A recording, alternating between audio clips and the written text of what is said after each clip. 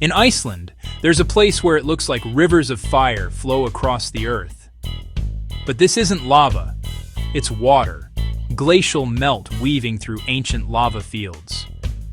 What you're seeing is nature's most beautiful illusion. Black volcanic rock absorbs sunlight while the icy water reflects it, glowing orange at sunset, shimmering blue beneath the clouds. Scientists say it's all about light, temperature, and contrast. Where fire once sculpted the land, and now ice brings it back to life. It's a reminder that in Iceland, opposites don't collide.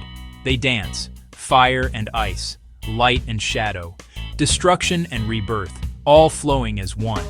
Iceland's most beautiful illusion, proof that even the coldest places can burn with wonder.